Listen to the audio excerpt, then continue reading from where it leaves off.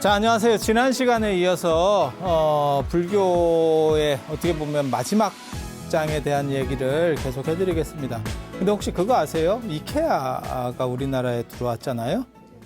이케아 압니까? 네. 이케아가 가구인데 그게 어떤 가구예요? 정확하게 말하면 싼 가구입니다. 이케아가 원래 가성비라는 걸 추구하는 회사예요. 그리고 그 이케아 회장이 짠돌이로 굉장히 유명한, 전 세계 부호 중에서 짠돌이로 가장 유명한 분이에요. 그래서 비즈니스 클래스를 안 타고 비행기를 타도 언제나 이코노, 그 닭장을 탄다는 거죠. 우리 같은 사람들이 늘상 타는 그 닭장, 그 좁은 데를 탄다는 거예요. 사실 회장 정도면 아마 전 세계 한 10위에서 20위 안에서 계속 왔다 갔다 하는 분일 겁니다. 그분이. 그런 정도인데 앞에서 이렇게 누워서 가는 데를 가도 될 건데 왜 닭장을 타고 갈까? 여러분 닭장 타보셨죠? 유럽이나 이런 데 한 10시간 막 이렇게 가면 막 죽죠. 그 닭장. 보통 일이 아닌데. 왜 그렇게 탈까? 응? 여러분이 한 번만 생각해 봐요. 자기가 닭장을 한번 타면 회장이 닭장을 타잖아요. 모든 밑에 사람이 닭장이죠. 누가 비즈니스나 퍼스트 클래스를 타겠어? 전부 닭장이죠. 그러면 얼마가 절약되겠어요? 이케아가 우리나라에서 굉장히 성공을 해가지고 뭐 매출이 뭐 5천억 뭐 이렇게 돼서 3호점, 4호점도 열겠다 뭐 이런 얘기가 발표가 됐었어요. 왜 이케아가 잘 될까요? 싸니까? 싸니까? 그래요? 일본에는 이케아가 실패했는데. 왜 그랬을까, 일본에는? 네? 되게 재밌는 게, 이케아가 추구하는 게 저렴한 비용에 좋은 제품, 그러니까 아주 좋은 제품은 아니에요. 아주 좋은 제품은 저렴한 비용에 나올 수 없습니다. 문화재도 그렇게 생각하시는 분들이 있어요. 잘 모르시는 분들이 어떻게 생각하냐면 오래되면 다 값이 올라가는 거 아닙니까? 아닙니다. 그때도 비쌌던 게 지금도 비쌉니다. 그래서 뭐 통일신라 시대 뭐 토기예요. 그거 큰 돈 안 됩니다. 고려청자예요. 고려청자도 다 나름입니다. 예, 이해가 되시죠? 그래서 저렴하면서 최고급 품질은 사실은 불가능하죠. 그건 누가 생각해도 이쪽으로 안 맞잖아요. 그 가격 대비 가성비라고 하는 거죠. 요즘 애들이 말하는 가성비를 추구하는 게 니케아인데 일본에는 그런 기업이 있어요. 가구 기업이. 그래서 이미 그게 시장을 장악하고 있었기 때문에 니케아가 들어가려고 해도 들어갈 데가 없는 거죠. 그러니까 들어갈 때 무슨 얘기를 하고 싶은 거냐면 들어갈 때 그쪽이 비어 있으면 당연히 그 무주공산으로 쉽게 들어가는 거고 그쪽에 뭔가 대항마가 있으면 쉽지 않은 거예요. 만약에 니케아 같은 기업이 우리나라에도 있었으면 니케아가 쉽게 못 뚫고 온다니까요. 근데 우리나라에서 쭉쭉 들어올 수 있는 게 우리는 기본적으로 가구가 비쌌거나 안 그러면 한 번 놓고 안 쓰는, 그러니까는 한 번 갖추면 잘 안 바꾸는 거예요. 그러니까 혼수용으로 한번 사가면 거의 뭐 죽을 때까지 쓴다라고 하는 생각, 그런 정신으로 쓰고 있었기 때문에 우리는 다 가구들이 비싸고 쉽게 안 바꾼다라고 생각했는데 니케아는 좀 새로운 생각을 해서 가구도 뭐 버릴 수도 있고 그 다음에 마음에 안 들면 뒤집을 수도 있다라는 생각으로 바꾸고 그 다음에 싸고 라고 하는 생각으로 바꾸는 거고 그게 먹혔던 건 우리나라에 그에 대항할 만한 대항마가 없었기 때문에. 이해가 되시죠? 그러니까 대항마가 있으면 굳이 그걸 선택하지 않아요. 왜? 이미 익숙한 걸 사람이 선택하려고 하기 때문에. 무슨 얘기를 하고 싶은 거냐면 이 얘기를 또 하려고 하는 거예요. 지금. 이 구조만 정확하게 이해하면 사실 굉장히 쉽습니다. 그러니까 어떤 사람들은 자꾸 불교 안에서도 뭐 결혼하는 부분도 있고 뭐 티베트 불교도 있고 뭐 여러 가지 얘기들을 하면서 자꾸 혼동을 하면서 착각을 하는데 이 두 구조가 그러니까는 독신, 결혼, 상업, 농업, 유목, 그다음에 이거 주술, 합리성, 신분제에 대한 인정이냐 비인정이냐 이렇게 특징적인 구조들만 정확하게 이해하고 있으면 왜 이 안에서 이렇게 흐름들이 바뀌어가는지를 판단할 수가 있어요. 그런데 저번에 말씀드렸잖아요. 지난 시간에 무슨 말씀을 드렸냐면 상업이 이슬람의 흥기로 인해서 절단이 나고 그때 그런 얘기 했잖아요. 이슬람이 8세기부터 이슬람이 인도 쪽으로 진출하기 시작해서 개인이 제가 손대가지고 틀렸는데 이거 맞는 거예요. 10세기 아프가니스탄 쪽에 나중에 이거 PD님 좀 앞에 거 좀 잘라봐. 제주 컷. 제가 이런 연대 기억을 잘 못해서 적어놨더만 또 괜히 또 아닌 거 아니야? 또 갑자기 그런 생각을 해가지고 그래서 아프가니스탄 쪽으로 들어왔지. 그 다음에 이제 인도 본토 쪽으로 점점 들어와서 이때가 되면 노예왕조가 생겼을 때가 되면 이제 인도 불교는 1203년에 끝나는 거거든요. 이 비크라마실라 사원이 사라진 때가 1203년이고 이때를 기점으로 인도 불교가 끝났다라고 보는 거예요. 그래서 인도 불교는 지금 사라진 지 한 800년 됐다. 이렇게 이제 얘기들을 하는 겁니다.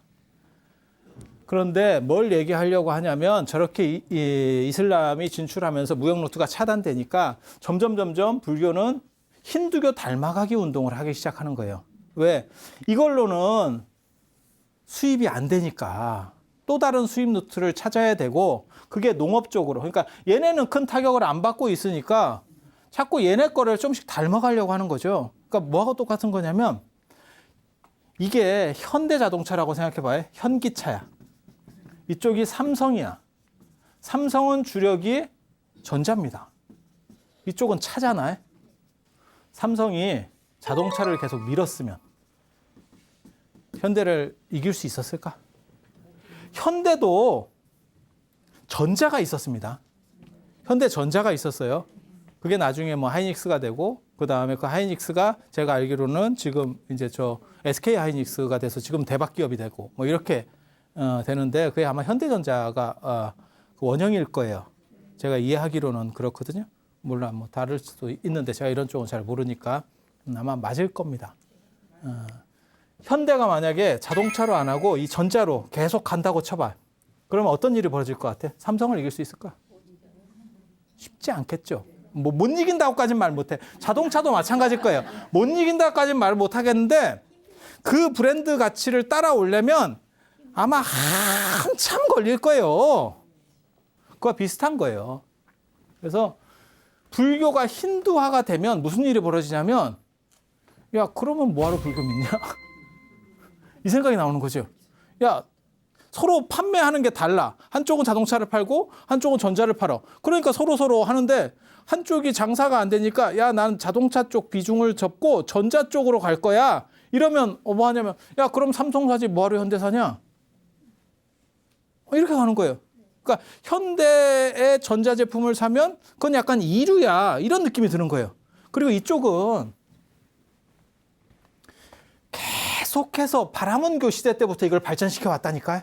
근데 여기서 장사 안 된다고 갑자기 돌변한 쪽이 이 기술력을 따라잡을 수가 있겠냐고. 이 노하우라는 게 있는데. 그러니까 어떻게 되냐면 점점 불교는 힌두화돼 가는 거예요. 그러니까 밀교라고 하는 게 물론 다 나쁘다는 뜻은 아니에요. 하지만 저기에서 나타나는 현상들이 상당 부분은 힌두와 가까워요. 그래서 나중에는 구분하기가 좀 어려울 정도까지 갑니다.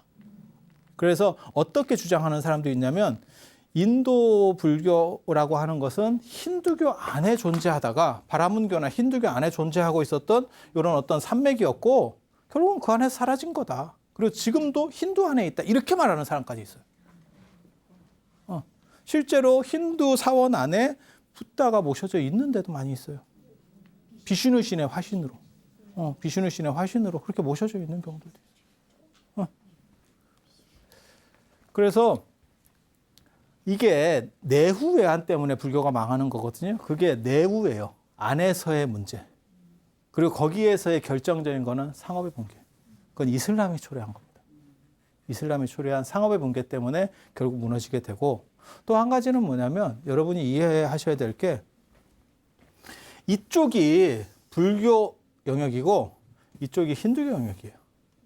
그러니까 꼭 이렇게 나눠졌다? 그건 아니고 불교도 밑에는 있는데 주류가 이렇다는 거예요. 주류가. 그런데 이슬람이 어디로 들어오냐면 일로 들어와. 인도는 무조건 일로 들어옵니다. 왜? 히말라야가 있거든. 히말라야가 있거든. 그래서 이쪽으로도 이렇게 들어오면 여기 밀림이라서 못 들어갑니다. 못 들어갑니다. 그래서 중국은 단 한 번도 인도하고 인도도 마찬가지고 서로 전쟁한 일이 없어요. 저거 못 뚫습니다. 여기를 뚫을 수가 없어요. 그래서 이쪽이 안 되니까 언제나 이쪽으로 들어오거든요. 인더스 문명을 나중에 아리안족이 정벌 할 때도 이쪽으로 들어오는 거예요, 다. 그래서 이쪽으로 들어오니까 이슬람이 중동에 있었으니까 쭈쭈쭈 들어오지. 그럼 누가 타격을 받겠어요? 불교 쪽이 타격받겠죠. 이게 불교고 이게 힌두교니까 불교 쪽이 타격받겠죠. 그래서 불교 쪽이 점점 그래서 이쪽 델리에다가 수도를 세운 게 이 노예 왕조거든. 그리고 그때 4개의 큰 사찰이 있었어요. 그게 비크라마실라 사원, 오란다푸리 사원, 나란다 사원, 그다음 바즈라사나 사원. 나란다 사원이 이 중에 제일 유명하죠. 왜? 현장 스님이 유학을 하셨던 데기 때문에 나란다 사원이 유명해요. 나중에 이제 또 말씀드리겠지만 저 나란다 사원은 뭐 잘 나갈 때는 승려가 한 10,000명. 그다음에 유적의 직경이 8km, 10km 막 이 정도. 도시입니다. 도시. 둘레가 아니고 직경이. 예, 직경이. 그중에 지금 현재 한 1km 정도가 발굴이 돼 있는 정도고요. 그래서 도시라고 보시면 돼요. 사원을 중심으로 한 도시. 그러니까 옛날 서울보다 더 큰 겁니다. 우리 사대문 서울보다 더 큰 겁니다. 그게 사원이에요. 그게 하나의 사원. 그러니까 엄청나죠. 그런데 왜 나란다가 없어지는 걸 기점으로 안 놓고 비크라마실라가 없어지는 걸 기점으로 놨을까요? 비크라마실라가 더 큰 사원이기 때문에. 더 큰 데기 때문에. 그래서 비크라마실라가 1203년 이슬람 군대에서 이제 다 파괴가 됩니다. 다 파괴가 돼요. 그리고 그렇게 파괴되면서 저 사람들이 어디로 이제 피난을 가냐면 티베트로 넘어가죠. 티베트로. 그래서 티베트 불교가 활성화되는 게 이렇게 1203년이면 이때 언제인지 아세요? 우리나라로 치면 이게 고려 중기입니다. 고려 중기. 그래서 진울 스님. 그다음에 조금 더 있으면 이제 원나라 쳐들어와요. 그러니까 그렇게 먼 얘기는 아니에요. 그렇게 먼 얘기는 아니에요. 이 4절 중에서 이 나란다는 나중에 이제 현장 스님 때문에 얘기를 할 거고 지금 현재 우리가 가서 볼 수 있는 데는 사실은 2절입니다. 바즈라사나 사원, 금광보자 사원. 4개의 큰 절이 있었던 거예요. 왜 4개를 꽂을까? 왜 4대 천왕을 저렇게 꽂을까? 인도는 사진법 때문에. 네. 저 바즈라사나 사원이 어디냐면 금강보자. 부처님께서 깨달으신 금강보자가 있는데 붓다가야입니다. 붓다가야의 영역에 큰 사원이 하나 있었던 거예요. 인도에 가시면. 그래서 지금 현재 우리가 볼 수 있는 거는 저 유적. 그리고 이 유적은 지금 살아있는 거고 나란다 사원은 이제 파괴되고 이제 발굴된 거 중심으로 이렇게 볼 수 있는 거죠. 그래서 이 2군데를 볼 수 있죠. 보통 인도에 가시면 이 2군데를 갑니다. 이렇게. 그래서 그때 얘기에 보면 뭐가 나오냐면 재밌는 얘기가 있어요. 스님들이 똑같은 옷을 입고 이렇게 쭉 안행이라고 그래서 기러기가 줄 맞춰 가듯이 줄 서서 이렇게 쭉 가니까 군대인지 알았대. 그래서 뭐 죽였대.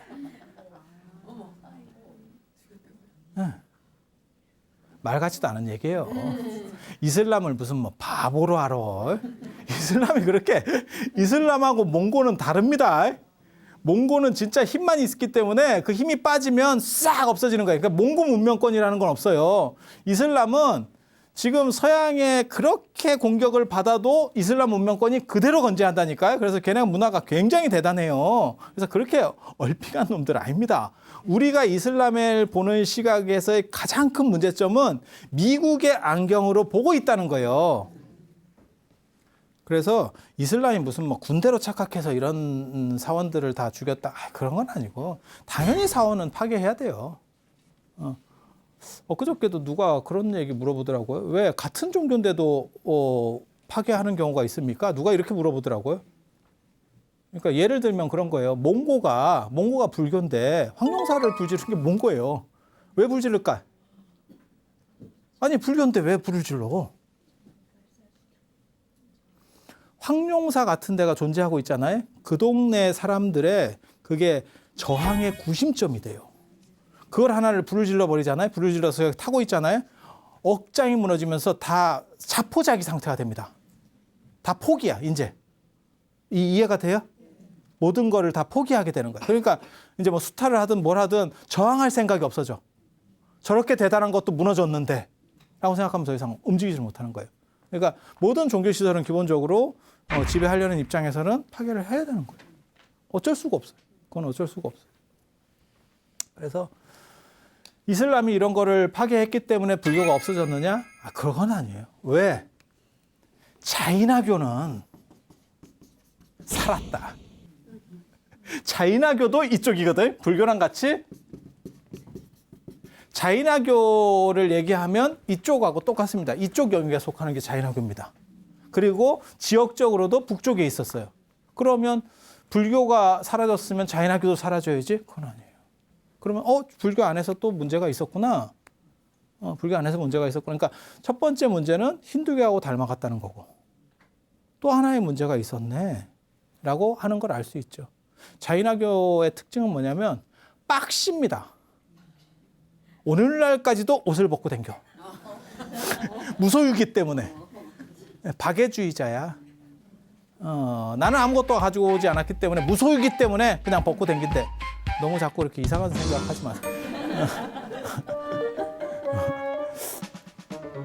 그래서 걔네는 아직도 공이파라고 하는 그 자이나교가 유지가 되고 있어요. 그래서 너무 빡시면 잘 안 변합니다. 그리고 이제 불교가 무너지게 되는 이유 중에 하나는 뭐냐면 중도주의에 대한 오해예요. 그러니까 중도라고 하는 게 적절한 타협이라는 뜻이 아니에요. 원래는 행복에 이르는 뭐라 할까? 이게 중도를 조금만 잘못 이해하면 어떤 식으로 되냐면 내로남불이 될 수가 있어요. 내가 하면 로맨스, 남이 하면 불륜. 이거 굉장히 많습니다. 아니, 우리나라에도 있어요. 우리나라에도 있어요. 원효 스님 같은 경우도 딱 그런 거라고 보면 돼요. 왜? 주변에 많이 있어. 근데 자이나교는 그런 식의 예외 조항을 인정하지 않아요. 그냥 엄격주의입니다. 아닌 건 무조건 아니에요. 그렇게 아닌 식으로 엄격주의가 작동하면 무슨 일이 벌어지냐면 쫄아들기는 해도 없어지지 않아요. 쫄아들기는 해도 없어지지 않아. 근데 불교는 저 중도주의가 이해하는 사람 입장에서는 그걸 깨달음으로 올라갈 수 있는, 도약할 수 있는 방향이 되는데 약할 때는 타협을 하기가 좋은 조건이 돼요. 그러니까 불교가 밀교 쪽으로, 그러니까 힌두교 쪽으로 다가갈 수 있었던 것도 중도주의를 잘못 이해한 어떻게 보면 타협점의 결과예요. 타협점의 결과. 그렇게 해서 불교는 안에서 변질되기 시작했고 부처님 말씀으로 얘기하면 딱 그거죠. 사자는 외부의 폭력으로부터 죽을 수 없다. 단 내부의 벌레 때문에 죽는다. 사자가 골로 가고 있어도 외부 동물이 사자를 건드리진 않는데 왜? 저게 골로 가고 있는지 아닌지 잘 모르니까 무섭잖아. 이렇게 하고 제가 좀 아픈 척하고 있어서 예를 들어서 하이에나나 이런 애가 와갖고 좀 이렇게 뜯어먹어볼까 이랬다가 훅 하면 나 아직 안 죽었어 이렇게 하면 한 방에 훅 가잖아. 그러니까 그렇게는 안 된다는 거예요. 그래서 내부 벌레들에 의해서 결국 죽는다. 그런 얘기가 있는데 비슷한 상황이라고 보시면 돼요. 그래서 두 가지에 대한 판단을 잘못했다. 하나는 이제 힌두화라고 하는 거고 하나는 중도주의에 대한 이해 때문에 이게 변화가 되는 거죠. 지금도 마찬가지예요. 제가 늘상 얘기하는 거거든요. 바뀔 거면 완전히 바뀌던가 아니면 보수주의가 오히려 오래 가요. 어정쩡하게 바뀌는 집단이 제일 훅 갑니다. 그러니까 아예 리드하면서 변화를 리드할 수 있는 집단이거나 아예 꼴통이거나 둘 중에 하나가 오래 갑니다. 그걸 제대로 못 해내면 그 집단은 망한다니까. 기업도 마찬가지예요. 그래서 불교가 사실 없어지고 자이나교가 남는 거는 자이나교는 어떻게 보면 그 보수 집단이에요. 약간 꼴통과 지금까지도 벗고 다닌다니까. 아니 자이나교를 폄하해서 하는 얘기는 아니에요. 그래서 걔네는 그러한 보수적 전통을 계속 유지하려고 하는 속성 때문에 지금까지 남아있는 거고 불교 같은 경우는 어줍지 않게 지금 바꾸고 있는 거죠. 바꾸는데 그 시장을 변화를 주도할 정도의 바꿈이었냐? 그게 아닌 거예요. 변화를 따라갈 수도 없을 정도의 바꿈이었죠. 그러니까 무슨 얘기냐면 아까 얘기로 돌아가서 삼성이 갑자기 반도체나 이런 게 잘 안 돼. 그래서 우리도 자동차로 이렇게 해볼까? 이런 식으로 바꾸면 죽는다고. 죽는다고. 또 다른 무언가로 바꿔야죠. 삼성이 갤럭시가 성공할 수 있었던 건 뭐냐면 기술력이 있었기 때문에 먼저 첫 발을 내디딘 건 아니지만 따라갈 수 있는 힘이 있었기 때문에 버티는 거예요. 그러니까 접는 것도 먼저 만드는 거죠. 폴더폰도 먼저 만들어내잖아요. 그러니까 새로운 시장을 개척하거나 그러니까 시장을 주도할 정도의 힘이 있거나 안 그러면 그걸 넘어설 정도의 속도가 있거나 둘 중에 하나는 있어야 이기는데 부처님은 사실 그 당시에 부처님이 출세하셨을 때는 시장을 개척해 가는 거예요. 시장을 주도하고 개척해 갈 수 있었는데 저 밀교가 들어올 때는 그게 아니었다는 거예요. 따라가기에 급급한 모습이었던 거예요. 그게 결국 불교가 사라지게 되는 이유입니다. 그리고 굉장히 재밌는 거는 이제 이쪽이 아까 공격해 들어온다 그랬잖아요. 이슬람이. 예, 그래서 이때쯤 되면 이제 이 북인도가 싹 쓸리는 거거든요. 싹 쓸리게 되는 거거든요. 이슬람에 의해서. 그때 굉장히 재밌는 얘기입니다. 이슬람의 위치는 제가 여기다 이슬람은 안 썼거든요. 눈치를 여러분 못 채셨을 거야. 이슬람은 안 썼는데 이슬람이 여기 중간적 위치예요. 그래서 이슬람은 결혼을 하는데 신분제를 인정하지 않아요. 부정합니다. 신분제에 대해서는 부정합니다. 그래서 불교도가